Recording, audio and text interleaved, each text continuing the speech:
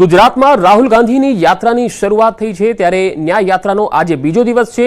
દાહોદ બસ સ્ટેશનથી સરદાર પટેલ સર્કલ સુધી પદયાત્રા અત્યારે યોજાઈ। આંતરરાષ્ટ્રીય મહિલા દિવસ નિમિત્તે આદિવાસી મહિલાઓ રાહુલ ગાંધી સાથે મુલાકાત કરશે। લીમખેડા પીપલોદ સંતરોડ થઈને ગોધરા પહોંચશે ન્યાય યાત્રા।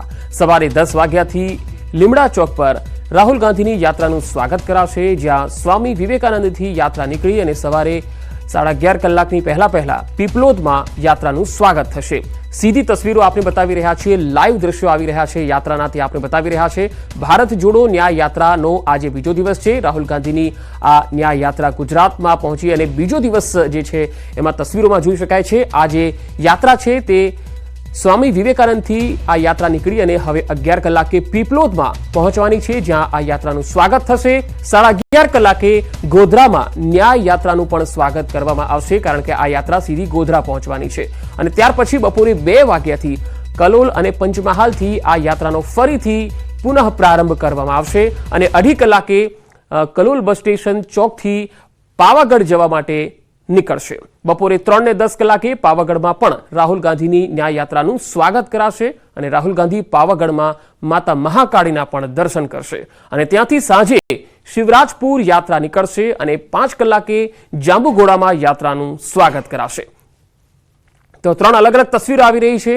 ભારત જોડો ન્યાય યાત્રા રાહુલ ગાંધીની આગેવાનીમાં અલગ અલગ રાજ્યોમાં ફરી અને સીધી હવે ગુજરાત ખાતે આવી છે, ત્યારે આજે યાત્રાનો બીજો દિવસ છે।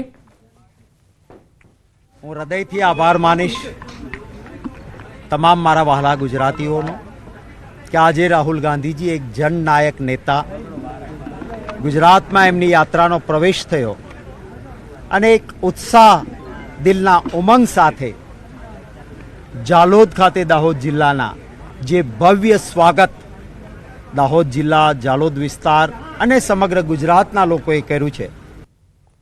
તો આ બુલેટિનમાં અત્યારે એટલું જ। નમસ્કાર।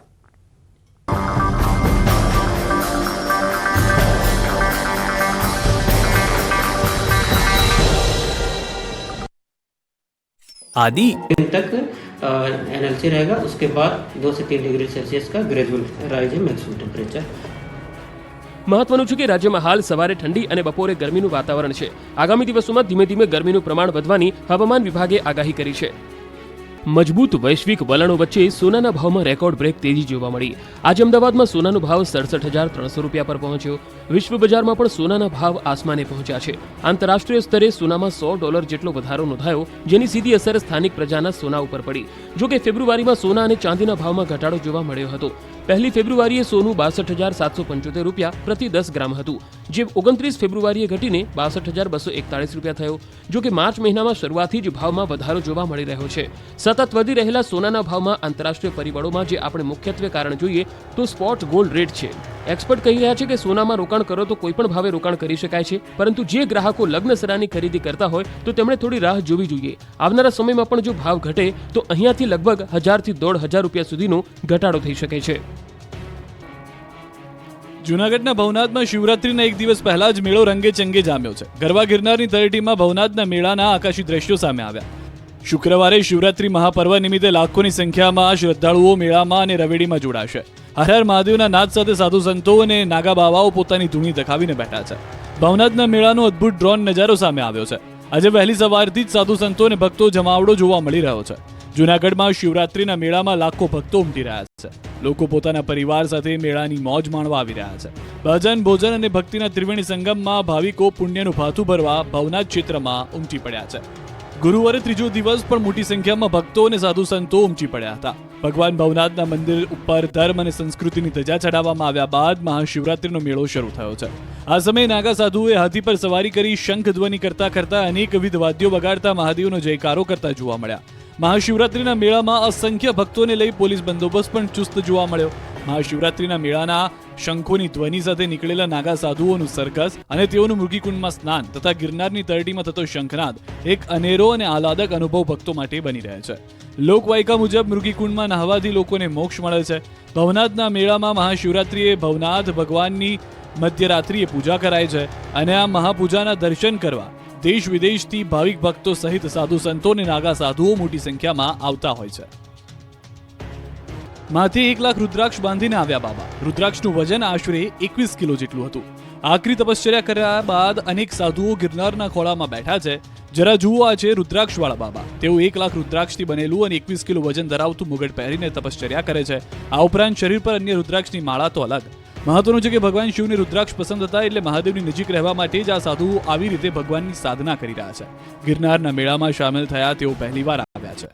જોકે રવેડી અને મૃગીકુંડમાં શાહી સ્નાન પહેલા સાધુ સંતો ગિરનારની ગોદમાં તપશ્ચર્યા કરે છે. આખરી તપશ્ચર્યા કહેવાય છે કે આવી જ આખરી તપશ્ચર્યા તેમનું ભગવાન શિવ સાથે મિલન કરાવે છે. અહીં આવેલા હજારો સાધુઓ ધૂણી ધખાવીને બેઠા છે અને આવી જ તપશ્ચર્યા કરી રહ્યા છે. તેમાંથી એક નાગા સાધુ જોવા મળે છે, અન્ય નાગા સાધુ કરતા અલગ એટલા માટે કેમ કે અન્ય નાગા સાધુઓ કાપડના આસન પર બેઠા હતા, પરંતુ આ સાધુનું આસન હતું કાંટાળી શૈયા. તેમણે કહ્યું કે છેલ્લા 15 વર્ષથી તેઓ આસનનું જ આ કાંટાળી શૈયા છે. ઉત્તરાખંડથી આવેલા નાગા સાધુ માને છે કે તેઓ ગિરનારના ચોરું છે અને ગિરનાર અને ભગવાન ભવનાથ તેમને બોલાવે છે, એટલા માટે તેઓ અહીં આવ્યા છે. ભજન, ભોજન અને ભક્તિનો ત્રિવેણી સંગમ એટલે શિવરાત્રીનો મેળો. ભવનાથમાં શિવ આરાધના સાથે ભોજનનું વિશેષ મહત્વ રહેલું છે. શિવરાત્રીના મેળા દરમિયાન અહીં અન્ય ક્ષેત્રો મોટી સંખ્યામાં ધમધમી ઉઠ્યા છે. મોટી સંખ્યામાં ભવનાથમાં આવેલા શ્રદ્ધાળુઓ માટે ભોજનની વ્યવસ્થા કરવામાં આવી છે. ભવનાથ વિસ્તારમાં પુણ્યનું ભાથું બાંધવા અન્ય ક્ષેત્રના સંચાલકો દિવસ રાત લોકોને જમવાનું પીરસે છે. શિવરાત્રીના મેળામાં શિવરાત્રી શરૂ થાય તે પહેલા અન્ય ક્ષેત્રો શરૂ થઈ જાય છે અને સંચાલકો લોકસેવા કરીને આશીર્વાદ પ્રાપ્ત કરે છે. અહીં આવતા ભક્તો માટે વહેલી સવારથી લઈને મોડી રાત સુધી રસોડા ધમધમતા જોવા મળ્યા. ભાવિકો માટે ભાવતા ભોજનની વ્યવસ્થા કરવા સ્વયંસેવકો દિવસ રાત મહેનત કરે છે. અંદાજિત 10 લાખથી વધુ ભાવિકો અહીં શિવરાત્રીના મેળામાં આવતા હોય ત્યારે ભવનાથમાં ભક્તોની સેવા માટે લોકો જાણે કે અધીરા હોય છે. શિવરાત્રીના 4 દિવસ 100થી વધુ અન્ય ક્ષેત્રો અહીં ભાવિકોને ખૂબ પ્રેમથી ભોજન પીરસાય છે. પુરાણોમાં અન્નદાનનું ખૂબ વિશેષ મહત્વ દર્શાવેલું છે, જેને લઈ આજે પણ જૂનાગઢમાં યોજાતા પરિક્રમાના મેળા કે શિવરાત્રીના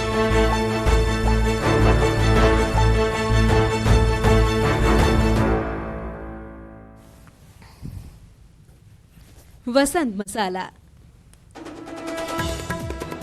મહાશિવરાત્રી અને મહિલા દિવસે પીએમ મોદીની મોટી ભેટ. એલપીજી સિલિન્ડરમાં 100 રૂપિયાનો ઘટાડો. એલપીજી વપરાશકર્તાઓએ નિર્ણયને આવકાર્યો.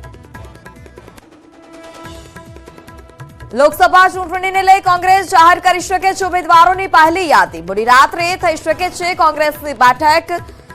વાયનાડથી રાહુલ ગાંધી લડી શકે છે ચૂંટણી. આજે મહાશિવરાત્રીનો મહાપર્વ. દેશભરના શિવાલયોમાં શિવ ભક્તો ઉમટ્યા હતા. હર હર મહાદેવના નાદથી ગુંજી ઉઠ્યા મંદિર પરિસર.